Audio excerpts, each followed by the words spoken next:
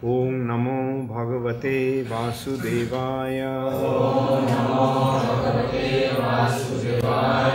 Om Namo Bhagavate Vasudevaya.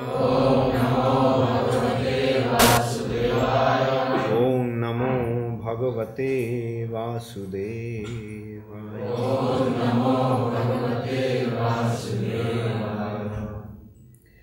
Srimad Bhagavatam, 2nd Canto, 7th Chapter, Scheduled Incarnations, text 34, 35.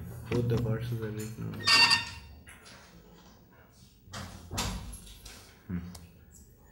Okay. Actually, when there are two verses, just put one, the later verse. Anyway, so we'll just read the first verse. Can everybody see? Can everybody read from? I think it should be slightly higher. No, I mean if we just read the first verse, can that be? First verse is okay. Ye cha pralamba-khara-dardura-keśy-ariṣṭa mallebha-kaṁsa-yavanāḥ kapi-pauṇḍrakādyāḥ anye cha śālva-kuja-balvala-dantavakra saptokṣa-śambara-vidūratha-rukmi-mukhyāḥ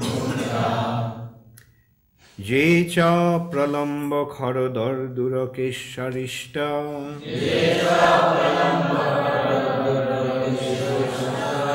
mallebha-kaṁsa-yavanāḥ kapi-pauṇḍrakādyāḥ anye cha śālva-kuja-balvala-dantavakra saptokṣa-śambara-vidūratha-rukmi-mukhyāḥ ye cha pralamba-khara-dardura-keśy-ariṣṭa mallebha-kaṁsa-yavanāḥ kapi-pauṇḍrakādyāḥ anye cha śālva-kuja-balvala-dantavakra saptokṣa-śambara-vidūratha-rukmi-mukhyāḥ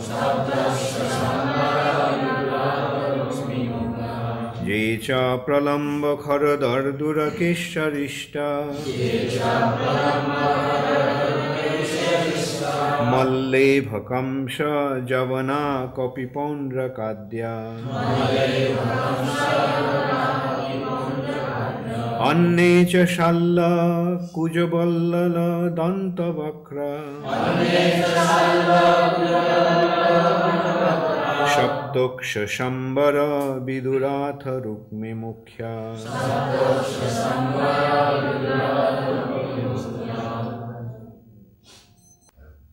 So the next verse goes like Jeva mṛdhe samiti-śālina ātta-cāpāḥ kāmboja-matsya-kuru-sṛñjaya-kaikayādyāḥ yāsyanty adarśanam alaṁ bala-pārtha-bhīma vyāja-āhvayena hariṇā nilayaṁ tadīyam. So, word for word translation. Ye, all those, cha, totally, pralamba, the demon named Pralamba, khara, Dhenukāsura, Dardura, Bakasura, Keśy, the Keśy demon, Ariṣṭa, the demon Ariṣṭasura, Malla, a wrestler in the court of Kamsa, Ibha, Kubalaya-pīḍa. Kamsa, the king of Mathura and maternal uncle of Krishna. Yavana, the king of Persia and other adjoining places. Kapi-pauṇḍraka-ādyāḥ, pauṇḍraka-ādyāḥ, pauṇḍraka and others. Anye, others. Cha, as much as. Śālva, the king Śālva. Kuja, Narakasura. Balvala, King Balval. Dantavakra, the brother of Shishupal, a dead rival of Krishna's. Saptokṣa, King Saptokṣa. Śambara, King Śambara. Vidūratha, King Vidūratha. Rukmi-mukhyāḥ, the brother of Rukmi, the first queen of Krishna at Dwarka. Ye, all those. Va, either. Mṛdhe, in the battlefield. Samiti-śālinaḥ, all very powerful. Ātta-cāpāḥ, well equipped with bows and arrows. Kāmboja, the king of Kāmboja. Matsya, the king of Dvarbhaṅga. Kuru, the sons of Dhritarashtra. Sṛñjaya, King Sṛñjaya. Kaikaya-ādyāḥ, the king of Kekaya and others. Yāsyanty, would attain. Adarśanam, impersonal merging with the Brahma Jyoti. Alaṁ, what to speak of. Baladev, the elder brother of Krishna. Partha, Arjun. Bhīma, the second Pandava. Vyāja-āhvayena, vyāja-āhvayena, by the false names. hariṇā, by Lord Hari. Nilayaṁ, the abode. Tadīyam, of him. Translation by His Divine Grace, Srila Prabhupada. All demoniac personalities like pralamba, dhenuka, baka, keśi-ariṣṭa, chanur, mushtik, kubalaya-pīḍa, elephant, kamsa, Yavana, Narakasura, and pauṇḍraka, great marshals like śālva, Dvidya monkey and Balvala-dantavakra, the seven bulls, Śambara, Vidūratha and Rukmi, as also great warriors like Kāmboja. Haribol, maybe you can go on to the other side. Which side? Because I can. Yeah. Okay, ये पढ़ लेने के बाद तुम जा सकते हो. Would all fight Kāmboja-matsya-kuru-sṛñjaya and Kekaya. Would all fight vigorously either with the Lord Hari directly or with him under his names of Baladev, Arjuna, Bhīma, etc.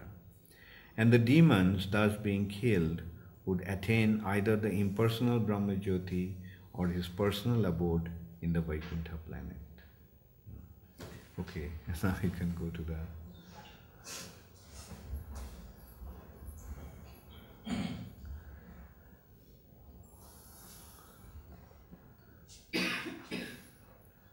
All demonic personalities like pralamba, Dhenuka, Vaka, Keśy-ariṣṭa, Chanura, Mushtika, Kuvalayapida, elephant, Kamsa-yavanāḥ, Narakasura, and pauṇḍraka. Great marshals like Śālva, Divida monkey, and Balvala-dantavakra, the 7 bulls, śāmbara-vidūratha, and Rukmi, as also great warriors like Kāmboja, Matsya-kuru-sṛñjaya, and Kekaya, would all fight vigorously, either with the Lord Hari directly, or with him under his names of Baladev, Arjuna, Bhima, etc. And the demons, thus being killed, would attain either the impersonal Brahma-jyoti or his personal abode in the Vaikuntha planet.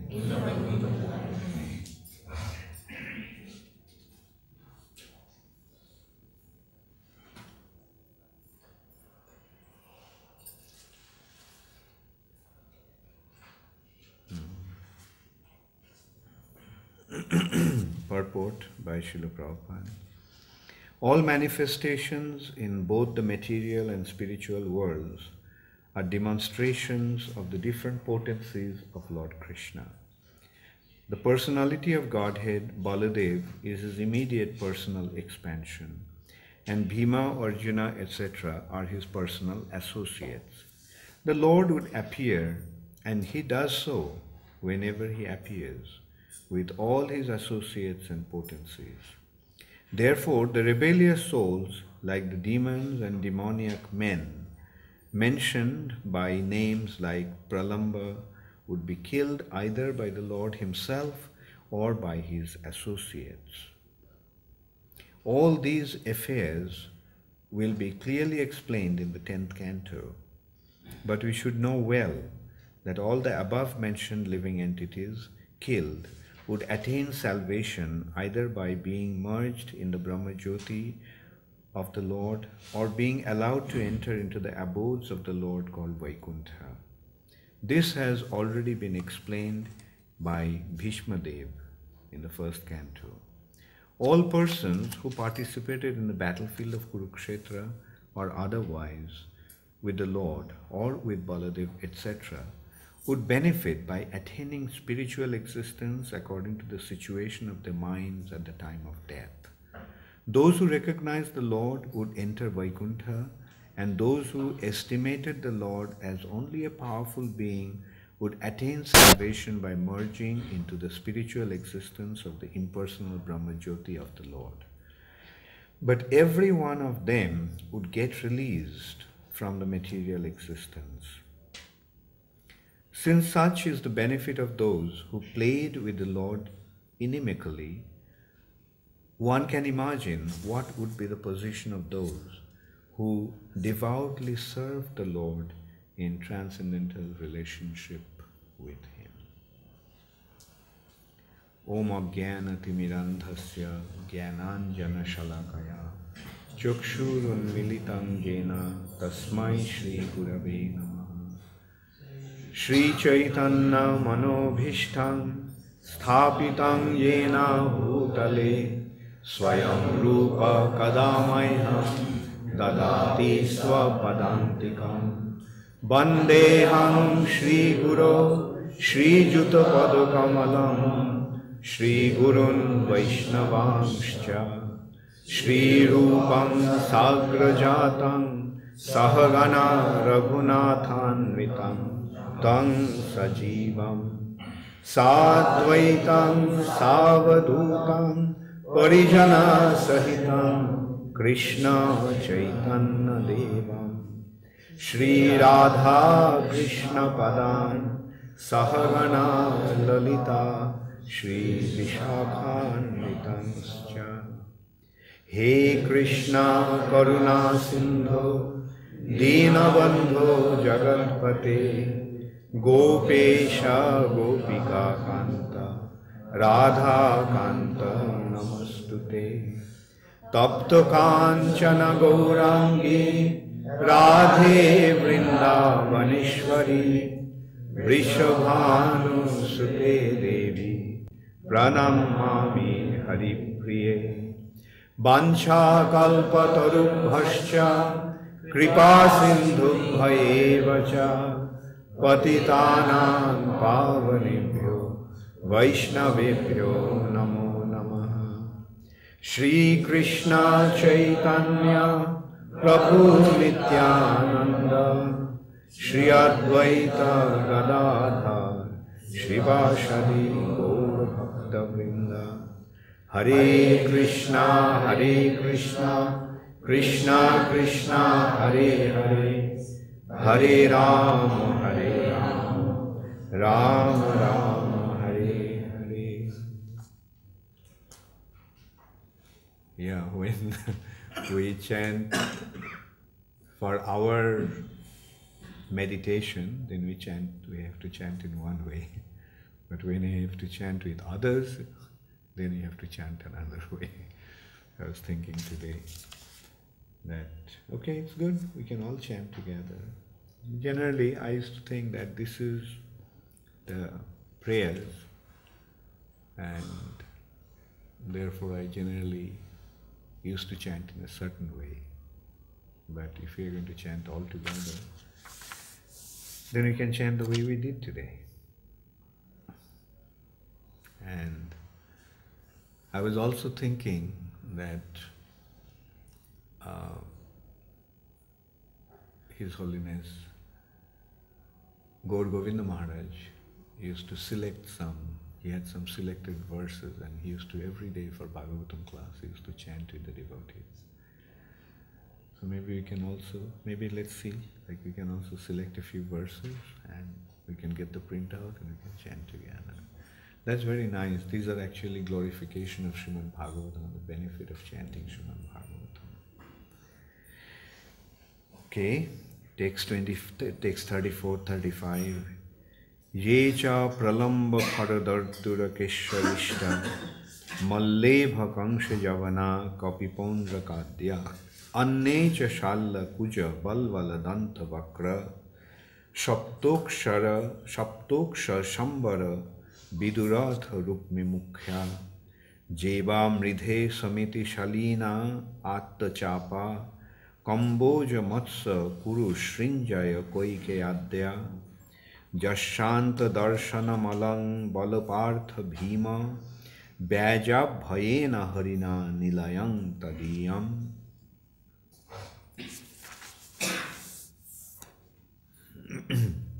All demonic personalities like Pralamba, Dhenuka, Baka, Keśy-ariṣṭa, Chanura, Mushtika, Kubalaya-pira, elephant, Kamsa, Javana, Narakasura, and Paundraka, great marshals like Shalva, Dvividha monkey, and Balvala-dantavakra, the 7 bulls, Śāmbara-vidūratha, and Rukmi, as also great warriors like Kāmboja-matsya-kuru-sṛñjaya, and Kekaya, would all fight vigorously either with the Lord Hari directly or with him under his names of Baladev, Arjuna, Bhima, etc. And the demons thus being killed would attain either the impersonal Brahma-jyoti or his personal abode in the Vaikuntha planet. So Krishna's pastimes are being described, as I mentioned, through these 10 verses. This is the last verse. Previously 9 verses, different activities of Krishna had been described, and now it has been being described that how Krishna would kill all these demons. And the killing of some demons have been described previously in the previous verses. Yesterday's verse described which demon? Krishna killed which demon? Shankasura. And why did Krishna kill him? He wanted to kidnap the gopis for the Rasa. Yeah. Not wanted to, he did kill, and he did kidnap. He was running away with the gopis. But Krishna just chased him and severed his head. So then, in this way, then previous to that, it has been described how Krishna subdued the pride of Indra, and how Krishna bestowed his mercy on Varuna, and so forth. And in this verse, it has been described that Krishna killed so many demons. And paritranaya sadhunam vinashaya cha dishkritam. Krishna comes to protect the sadhus and to annihilate the demons. Now, as we mentioned also, as we discussed briefly yesterday, that in his pastime, some demons are real demons and some demons are acting demons. Some demons are real demons, those who are really inimical towards Krishna. But the way it is that Krishna, it always appears that these are some, even if they're acting as demons, they act so well that it appears to be real, absolutely real. That's the sign of good acting, isn't it? What is a good actor? Good actor becomes the role that he is playing. Like Chaitanya Mahaprabhu was a brilliant actor. Chaitanya Mahaprabhu was such a brilliant actor that once he played the role of a woman. And what happened at that time? Everybody thought that Chaitanya Mahaprabhu became a woman. So, similarly, Krishna also, when he plays the role of a woman, like Mohini, she becomes so real that even Lord Shiva becomes bewildered and he becomes attracted by her. So that is the Lord's inconceivable potency. Ordinary living entities, they cannot, when they play a role, they have to dress up and they have to change themselves into that role. But when Krishna plays or Krishna's devotees play certain roles, those roles are very, very real. And this is the difference between just ordinary drama and Krishna's pastimes. In ordinary drama, there is the preparations through rehearsal, and then there is a stage and they play. But Krishna, because he is the Supreme Personality of Godhead, when he plays a drama, it becomes very, very real. And those who take part, they also have their preparation and background. Like most of the demons will find that either they performed great austerities, or they had been great individuals, had been cursed to become demons,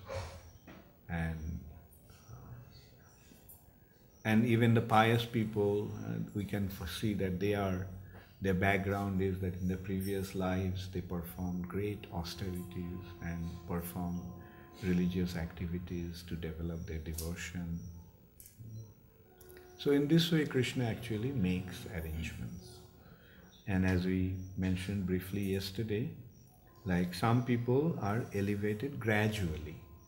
Baddha jiva, a conditioned soul, is through his sadhana, through his performance of spiritual activities, he is elevated to that perfect situation of entering into Krishna's pastimes. And even the demons, some demons they are demoniac due to their nature. They also become demon gradually through their conditions. And some living entities, some of the associates of Krishna come from the spiritual sky. And in this way, ultimately they all attain their spiritual perfection. They become siddhas. So there are two types of siddhas, sadhana siddhas and nitya siddhas. Eternally liberated, perfected souls, and souls that have achieved their perfection through practice, sadhana. So in this way, we can see that how different living entities achieve their ultimate destination of life by entering into Krishna's pastimes. Now here, one very important point has been mentioned.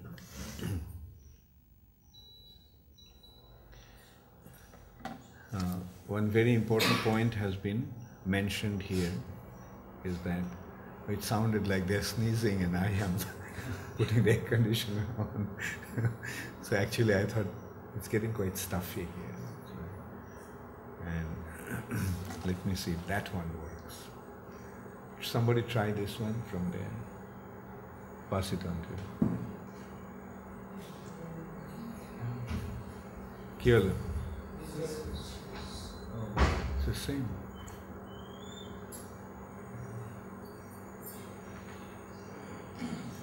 So,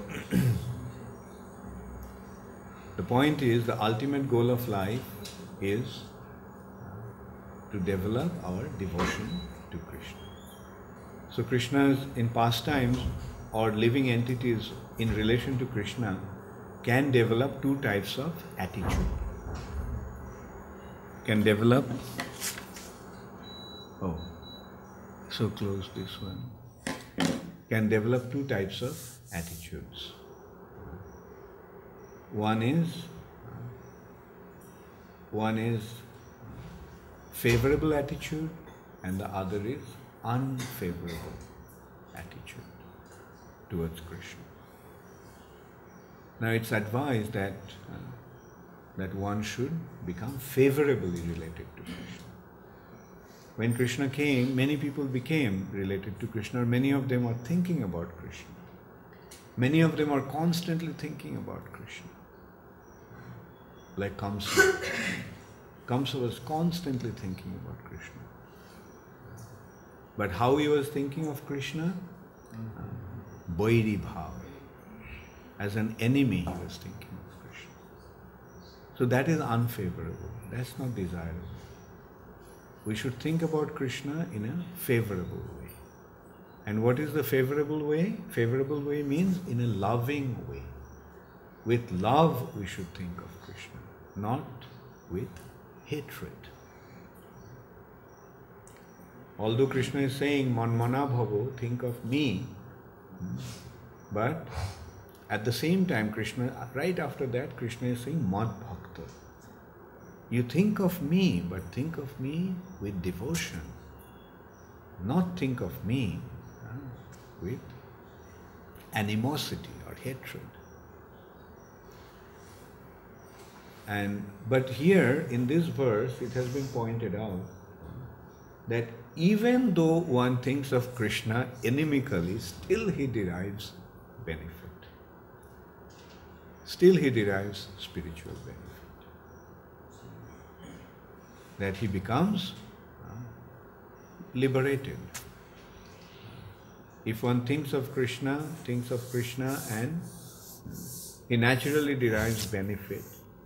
And even if one develops great animosity towards Krishna and then killed by Krishna, still then they achieve some spiritual benefit. They achieve liberation. They become liberated. And that's the point that has been made by our acharyas about sajujya mukti. Some people think that sajujya mukti or merging in the Brahma Jyoti is the ultimate goal of life. Like the Mayavadis think that sajujya mukti is the ultimate goal of life. But our acharyas are pointing out that when Krishna kills the demons, then they achieve sajujya mukti. So the mukti that Krishna's enemies get, being killed by Krishna, why should anybody in proper senses, in his proper consciousness, want to have that position? The position that Krishna gives the demons when he kills them, why should one want to have that position? Asura hariṇā hata. Asura, the demons, hariṇā, when killed by Hari, Krishna, hata. The position that they get, why should a devotee or why should a gentleman want to have that position? Okay, if you're a demon and if you get that position, that's okay. But why should one undergo so much austerities and penances to get the position? Or a simple answer can be, if you want that position, then become enemy of Krishna. Then you'll get. You don't have to perform great austerities and penances. If you just become enemy of Krishna, you'll get that position. But do you want to become an enemy of Krishna? Does anybody want to become an enemy of Krishna? If we recognize that Krishna, it is so beneficial to be related to Krishna, then why should one become an enemy of Krishna? When one realizes that Krishna is so wonderful, Krishna is so great, so why should one want to become his enemy? If someone is so nice, if someone is so wonderful, if someone is so attractive, why should we become inimical towards him? But when do we become inimical towards him? When our false ego becomes so badly inflated. When our false ego becomes so inflated that we begin to consider that we are the greatest. When we think that I am the greatest, and our false ego becomes so inflated, then we cannot recognize anyone as greater than us, not even Krishna. And that is the problem with the demons. Now when one becomes so much affected by the material influence, when one becomes so much affected by his false ego. What is the first layer of material nature? What's the first bond of material nature? What's the first one? False ego. So when one becomes so proud, so puffed up, so arrogant, like Shankashura is an example. He was an associate of Kubera, so he was very wealthy, very rich, because Kubera is the treasurer of the demigods. And so Shankashura was very wealthy. And we see like what wealth does. When one becomes affected by wealth, he becomes proud. He becomes proud.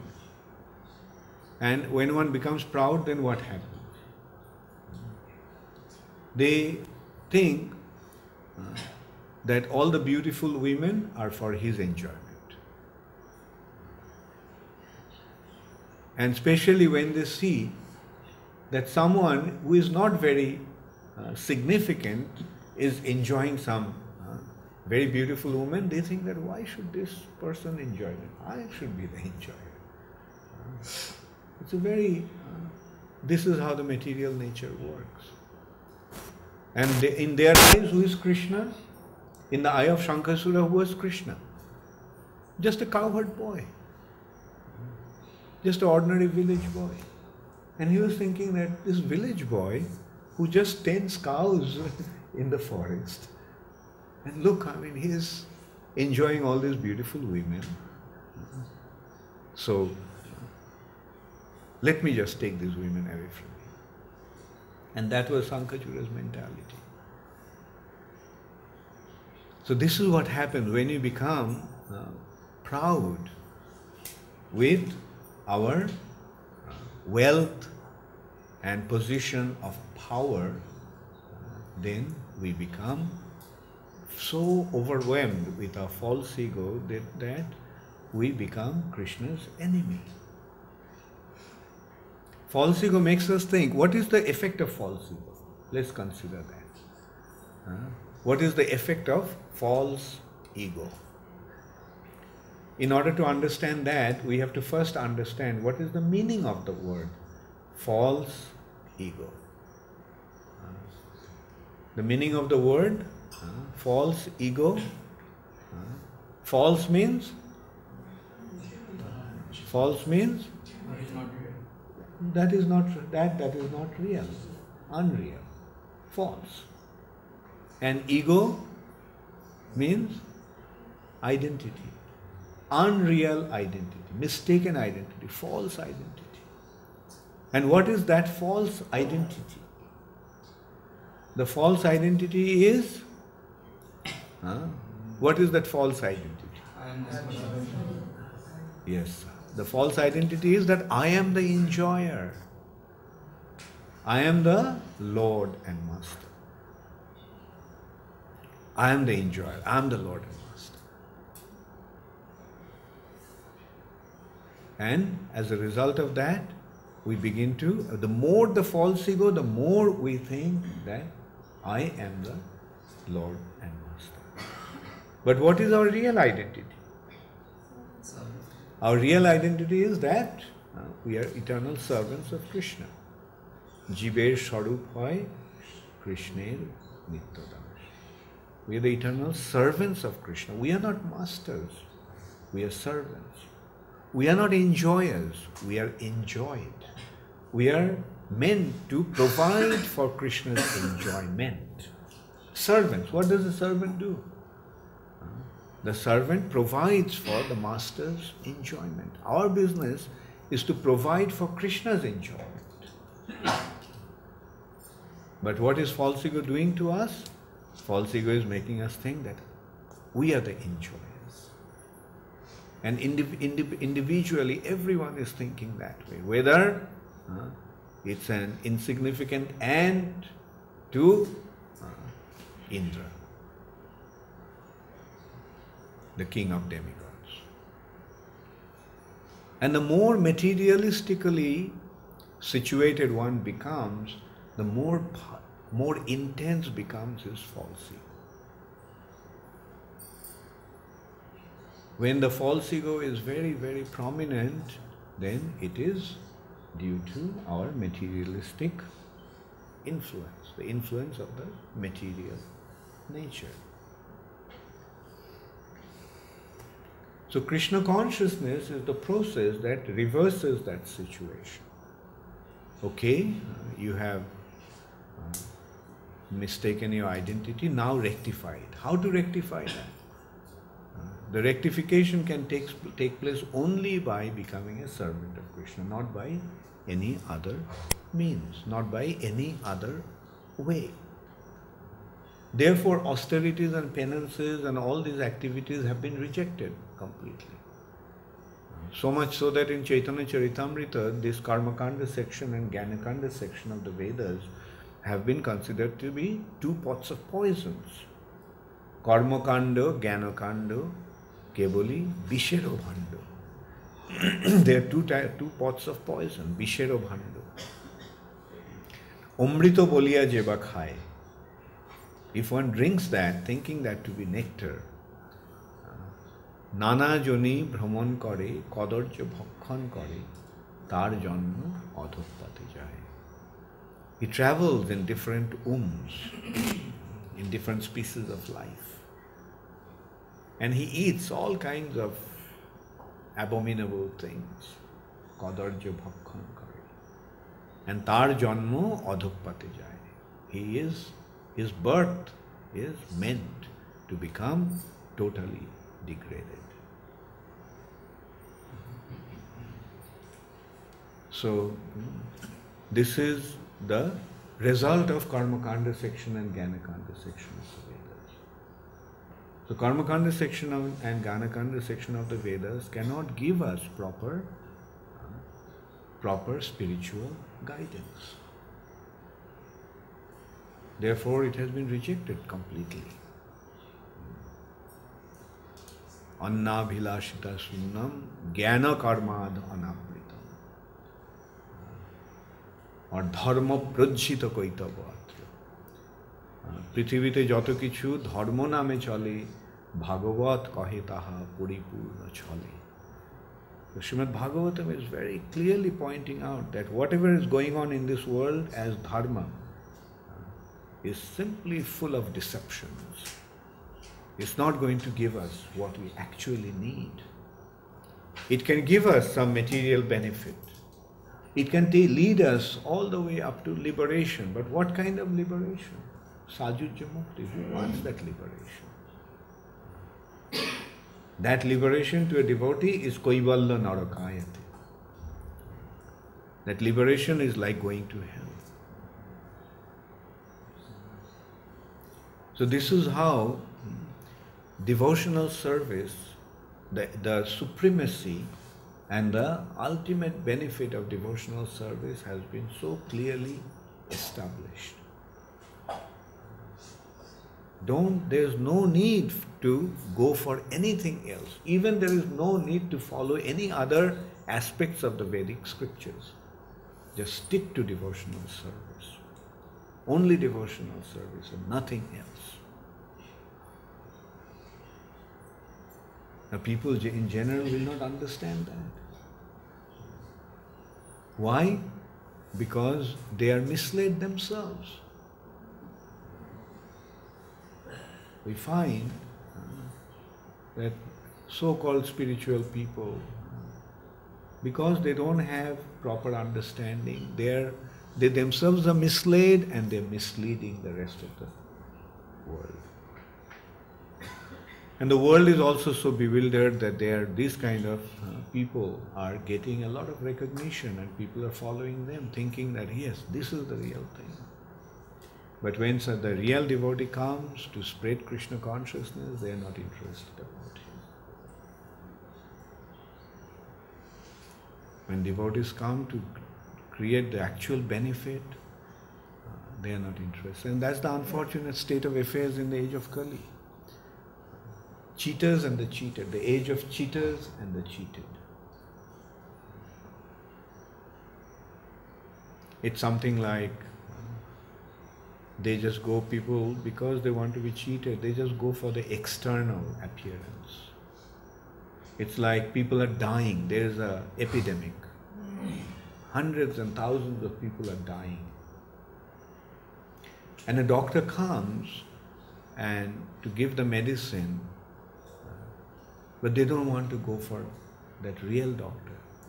But at that time there are some fake doctors, pretending doctors. They're dressed like a doctor, they're wearing an apron, they have a stethoscope, and people think, oh, this is a real doctor.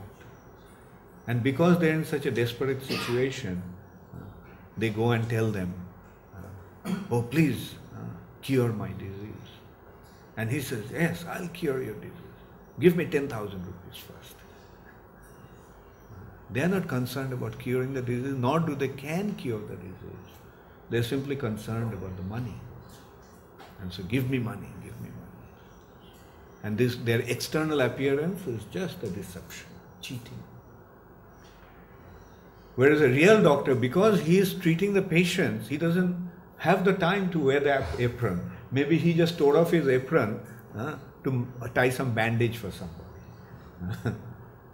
And And they think, oh, he is not a doctor. He doesn't even wear an apron. The other one, his apron is so beautiful. And it's so white, so nicely ironed. So he must be a very good doctor. And in this way, people are missing out. The people, those who are suffering in this terrible epidemic, they are just missing out. Although the real doctors are trying to cure them with the real medicine. But those who are intelligent, those who are fortunate, they'll recognize who is a real doctor. And when he comes, he gives the medicine and they become cured. So that is another way that this will spread, this movement will spread. The doctors, when they execute their responsibility properly, then people will benefit. And when they benefit, then they will go and tell other people. Through word of mouth, it will spread. Oh, I took the medicine and it worked. So why don't you also try it out? And that is what preaching actually means. Preaching means going to people and telling them that, look, I took the medicine. I was suffering from the same disease that you are suffering. And I got this medicine from this doctor and it worked. I got cured. Give it a try. See what happens. But if we fall asleep in Bhagavatam class, then how are you going to go out and preach? So wonderfully everyone is snoring away in Bhagavatam. If we are falling asleep ourselves, if we are asleep, if we are suffering from the disease and not concerned about the cure ourselves, then how are we going to go out and tell others how to become cured? Therefore, the first consideration is become serious about spiritual life. Become serious. There is plenty of opportunity to eat and sleep and have sex. The whole material nature is meant for eating, sleeping and having sex. So, but the question is that going to be the goal of life? And Jeev Jago, Jeev Jago. Bhaktivinoda Thakur is reminding us. Wake up, you sleeping souls. Kato nidra jao maya pishachiro kole. You don't realize that the witch, like Maya Pishachi, is drinking your blood. And why are you sleeping on her lap? You are dying, you don't realize that. Wake up.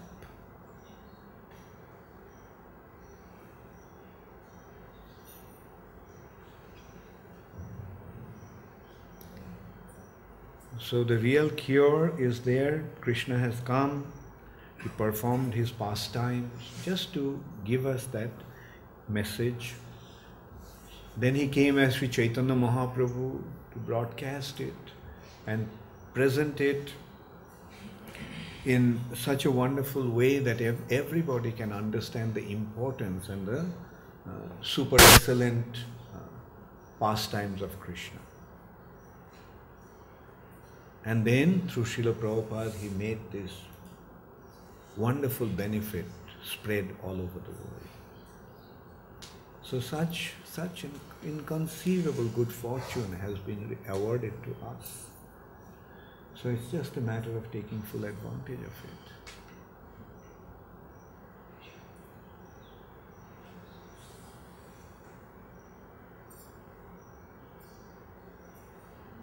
The material nature has its own purpose, but the consideration is that will it give us the real benefit?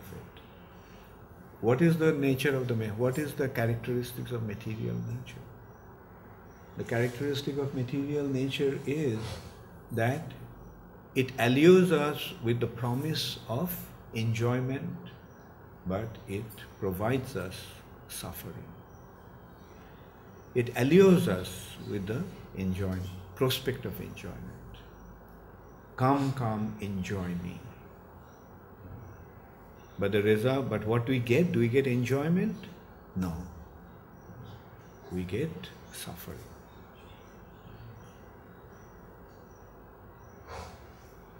Maya allures, come, enjoy me, but when you go for enjoyment, then what does Maya do? Maya kicks us on our face. Come, enjoy me. Bang. Maya kicks. Then again we think that we didn't really try hard enough to enjoy. Then again we make a try. We make a greater effort to enjoy. And greater is the kick of Maya.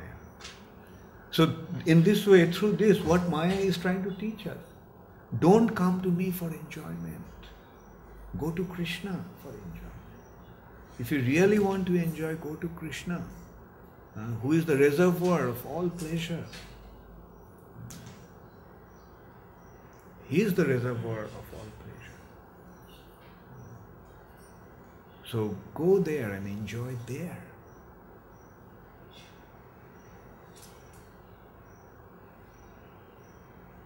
But to understand that, it needs intelligence. It needs two things. It needs intelligence and it needs sincerity. Through intelligence we understand that this is what's going to happen if we follow Maya. And then with sincerity we stay away from Maya. With sincerity we turn towards Krishna. Maybe there is another factor is there. Before that, intelligence and sincerity. In between intelligence and sincerity, there is another factor. That is good fortune. It is through the good fortune, if we have the good fortune, then we come across a devotee of the Lord. If we have the good fortune, then we understand the message of the devotee of the Lord. And that is that Sukriti aspect. The devotees are creating the Sukriti, but we have to accept the Sukriti. We have to accept that intelligence, that good fortune. And to accept that good fortune, again, we need good fortune. And that good fortune actually gives us the intelligence to understand. And when we understand that, then we accept it. And then we pursue the course with sincerity. And that sincerity is utsahat, nishchayat, dhaijat, tat karma pravartanat. That sincerity will provide us with utsaha, enthusiasm, conviction, nishchayat, and patience, dhaijat. With enthusiasm, conviction, and patience, we should pursue that path. Then the result will automatically be there. And what will be the result? The result will be that while we are alive, we will develop a deep bond of love with Krishna. And as a result of that, at the time of death, Krishna will become our last thought. We will leave our body thinking about Krishna. And as a result of that, we will be transported to the spiritual sky in Krishna's abode, in the pastimes of Krishna. So it's a very, very definite process. Now we have to follow the process and the result will be there. And the result will be in achieving our ultimate goals. Thank you very much. All glories to Srila Prabhupada. Does anybody have any questions? They said that demons who are killed by Krishna attain Sahyajya-mukti, which is considered to be hellish, worse than hell, and like a coma state of existence. So, if that is the case, if Sahyajya-mukti is worse than hell, then how is it that the demons are benefited? Because ultimately they have to fall down Yeah. Yes, good point. If the demons get sajuja mukti, which is actually worse than hellish condition, then why the demons are considered to be benefited by that? You see, that hellish condition of sajuja mukti is a relative consideration. From a devotee's point of view, it is hellish, because their position is so high that it is hellish. But a person who is in a materialistic situation, for him it is a great benefit, because this is a kind of ananda which is far superior to any happiness in the material nature, called brahmananda. So it's a relative consideration. From the material perspective, oh, it's a great benefit. But from the spiritual consideration, from the devotee's perspective, it's hellish. So that's how the demons benefit. And eventually the demons also, at some point, maybe they will come across a devotee. Actually, that's how one can actually achieve elevation from Brahma Jyoti. From Brahma Jyoti they can't go up. But if by chance they come across a devotee, after coming to the material nature, then they may become a devotee themselves. So the ultimate consideration is, without devotion there is no way. Nasteva, nasteva, nasteva gatiramata. So we have to become a devotee.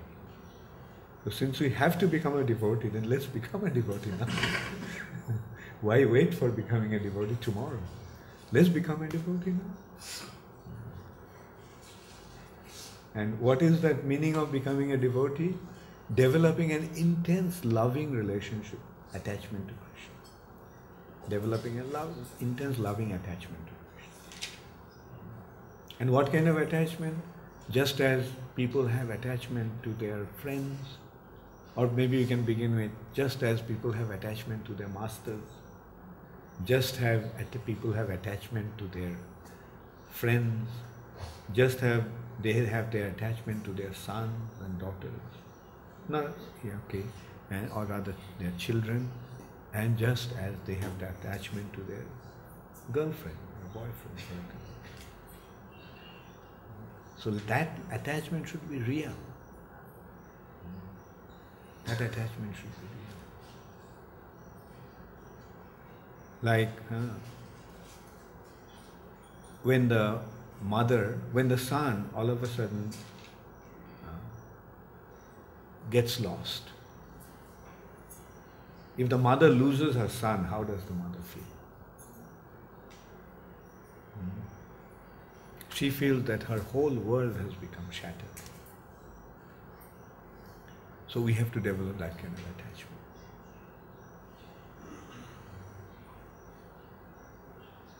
When the boyfriend ditches the girl, how does the girl feel?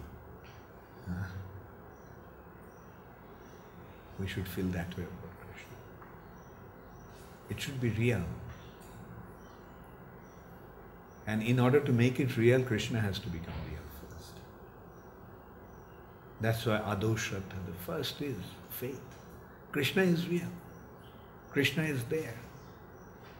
And try to experience Krishna at every step of your life. Then only we'll be able to develop that kind of attachment.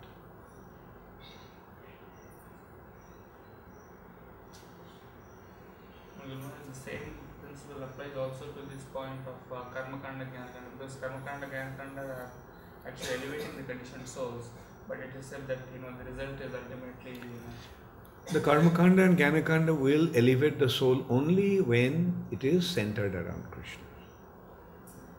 That's why when it is centered around Krishna, then it's karma yoga. Karma-kanda practiced with Krishna in the center is karma yoga. Jnana-kanda centered around Krishna is Jnana-kanda. I'm sorry, Jnana-yoga.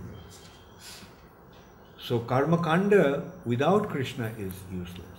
Jnana-kanda without Krishna is useless. Not only useless, it turns into poison.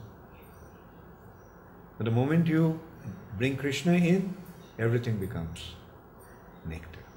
Even poison becomes nectar. So that's the advantage of, that's the meaning of doing everything with Krishna in yourself. Jat karosi, jadasnasi, jat juhasi varasi jat tapushoshi konteya, tat kurushamada. Died in the hand of Krishna. Then what about Pitha and Bhima? If they died by the devotees, they also restrictions. That's what because they are representatives of Krishna. Killed by Krishna and killed by Krishna's devotees will have the similar benefit.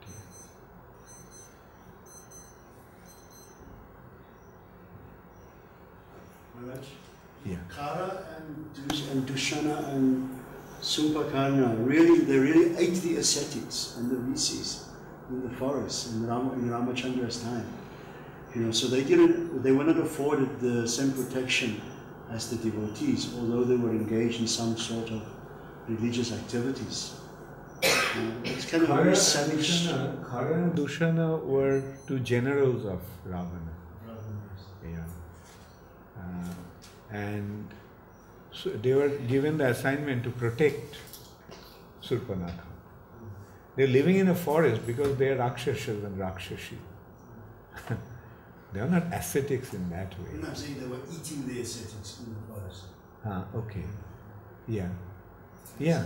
They were not, the ascetics were not afforded any protection. Oh, okay. Yeah, that's... it's inconceivable to understand what is Krishna's...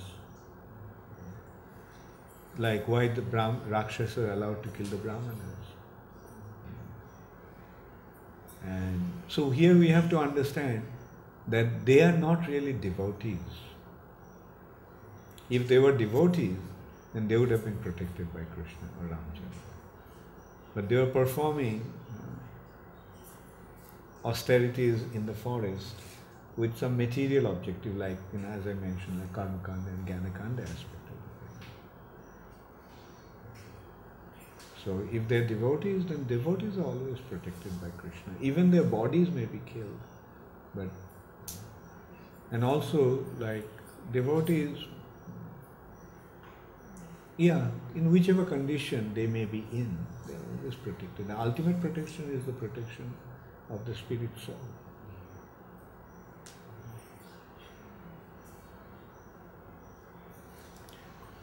This tendency to enjoy is getting rejected in our service.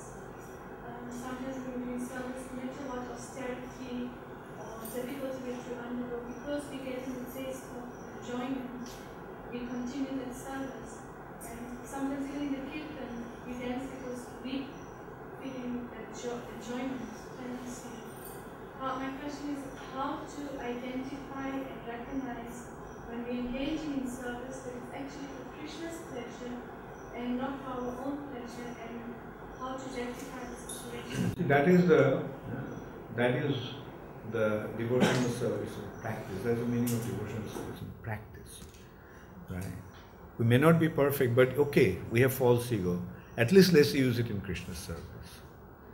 And by engaging it in Krishna's service, it will become purified. The enjoying tendency is there, but at least let's be engaged in Krishna's service. And whatever enjoyment Krishna provides, let's just accept it as Krishna's mercy. So by accepting it in this way, we will make advancement. We have to understand that everybody will not become perfect right away. And that's why we need the guidance of a spiritual master. You see, we may not see what is our defect, but the spiritual master sees, and he corrects it. He corrects it. And then gradually he actually guides us to the point of total purification. And that's why no hurry. Let it take janmama janmani janmani shari. Let us take even life after life. But at least let's stay on the path. How long it will take me to get purified doesn't matter, but at least let me stay on the path. And if we stay on the path, it's so wonderful. Even if we get kicked once in a while, still it's wonderful, because we come to our senses. When you get kicked, when you get chastised, when you get heavied out, then we get come to our senses. Oh, yeah. But we should be careful that the false ego doesn't lead us to act in a negative way. Like sometimes it happens. Like being chastised, he can't take the chastisement and he leaves. The purpose is lost. Yes, then no one will chastise you, but at the same time no one will correct you also. Therefore, no matter whatever happens, we have to just stay on in Krishna consciousness. That's why Prabhupada said, everyone in ISKCON is a pure devotee. Then when Prabhupada was asked, Prabhupada, is everyone a pure devotee? He said, yes. It's just a matter of green mango and ripe mango. The mango may be green now, but if it stays in ISKCON, if a devotee, the mango may be green now, but if it stays in the tree, then in course of time it will become ripe. Similarly, one may be green today, but one may be impure today, but if he stays on in ISKCON, then he will become pure in course of time.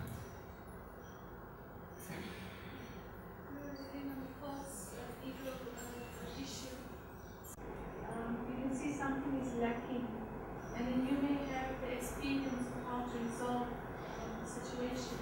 But in how to present it, then it doesn't come across from the false ego type, from the I know better, but rather to come across as I'm a helping hand.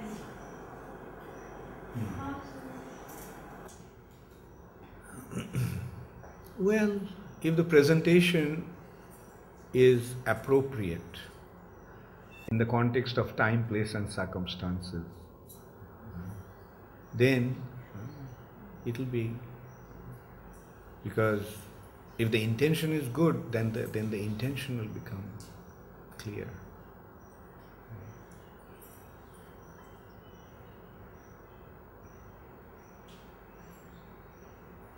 But then again, also, like we have to see, like when, I'll give you an example. Like intention may be good, but if the application is not proper, like for example, in early days, one very successful man joined ISKCON. And he was a Harvard graduate and, big vice president of a big company and so forth, one of our godbrothers. And then he was trying to implement, thinking that, he knows so much. But when Prabhupada became aware of it, Prabhupada just came down so heavy to point out that that's not the way here. We have our way of doing things. We do not have to do things Harvard way. We do things in Krishna conscious way, and this is the way it has to work. Now that devotee was actually quite humble. He accepted Prabhupada's chastisement, and in course of time Prabhupada made him a GBC. And he did a lot of service.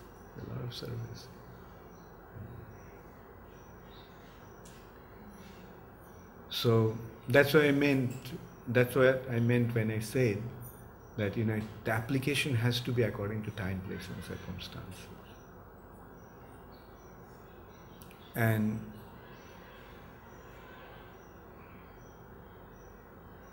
anyway, that is the main, like like, yes, everybody has something to contribute, somebody more, somebody less. But that application has to be made in an appropriate way.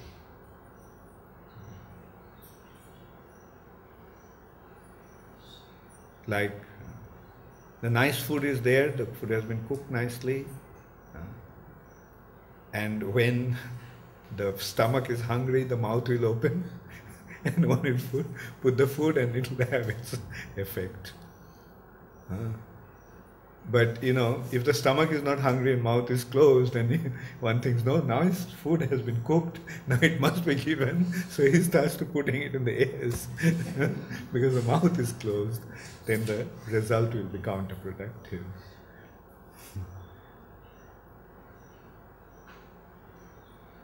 So could one say that if one is going to proffer advice, one should also have impeccable credentials, in that your sadhana should also be solid enough, and that also allows others to accept more what you're saying. But if there are so many flaws in your own practices, and you want to superimpose your ideas then onto others, they are not going to take this very easily. Yeah, and that's also a good point. Like, the main thing is that, you see, like when you're working as a team, it has to be, like everything must be done in a, like everybody has to fit in a proper way. In that respect, today I'll admit one thing. Like, you see, when Sitaram, I wanted to bring him to India, he agreed to come to India. I had been kind of, been on him for some time, trying to work on him. And so, first condition I made was, he'll have to shave up and dress up and everything as a devotee, dress up as a devotee. And although I know he's a very powerful speaker, and he actually wanted to write the script on Bhagavatam. So, he had been reading and he was very much absorbed in Krishna consciousness. But when he came, I didn't want him to give classes. Like for a long time, I just made him in simple words, I would say, the expression, the breaking a horse.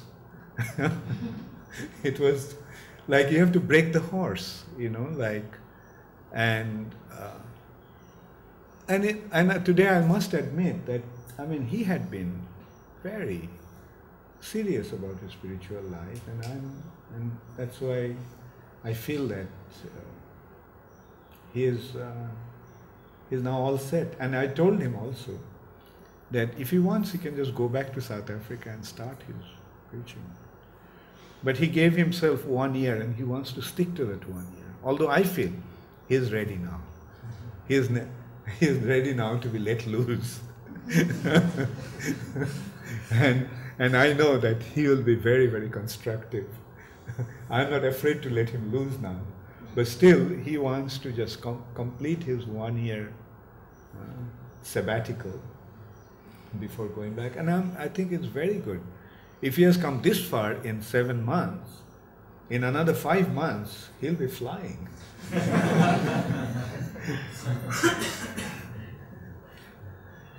And actually, sorry, Maharaj, I never considered those first 3 months as not being allowed. I thought that when I wasn't giving class, that this was actually Krishna's way of just curbing, because I was coming in from such a heavy lifestyle that it needed a period of cleansing, and I really regarded that period as important to just hear and imbibe the devotee spirit.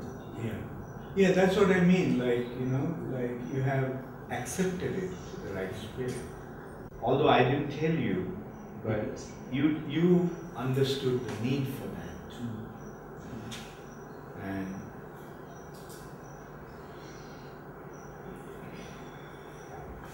And ultimately what we want, ultimately what Prabhupada wanted, that's what we want.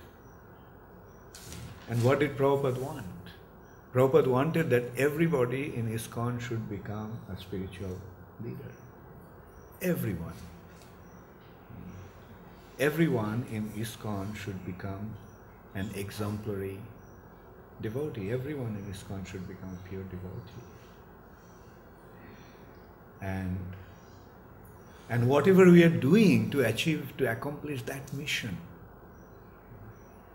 become pure devotee, become serious about your spiritual life, and everything will happen.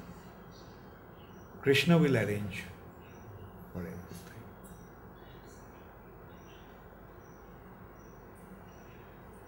Now, people from outside will not be able to understand that. These are just our internal plan. These are our internal agenda. And the consideration is how to make, how to guide, how to motivate everyone to become a pure devotee. It's not difficult, but it needs proper application of the principle.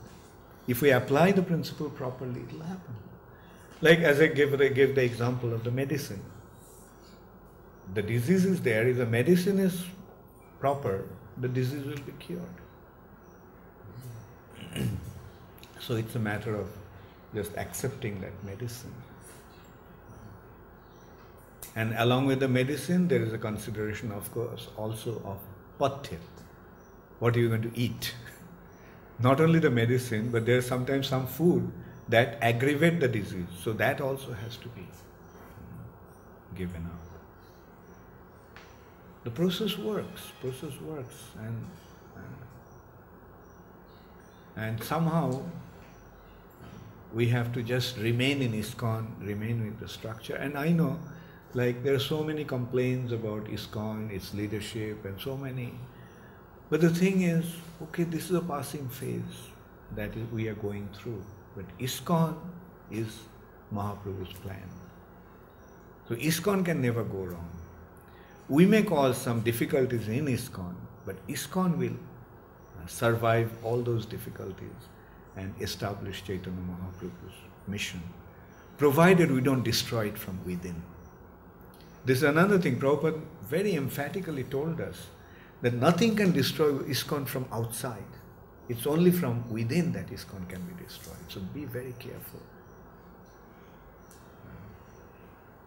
Because, and today we are seeing the outside attacks, what do? Outside attacks simply strengthen ISKCON. But it is the internal attacks that is most dangerous.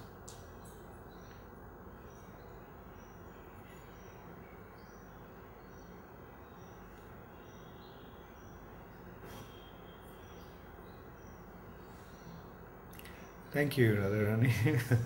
Thank you for your very intelligent questions, very pertinent questions. And thank you also, Sitaram, for your question, your input, and your example. Very nice example you're setting. And this is the sign of sincerity. The proof, how do we see that you have accepted this process seriously? Because of the way you're acting. This cannot be imitated. One has to be completely committed in order to act the way you're acting. And our business is to follow the right example. Just follow the right example. Imitate the right example. You'll never go wrong.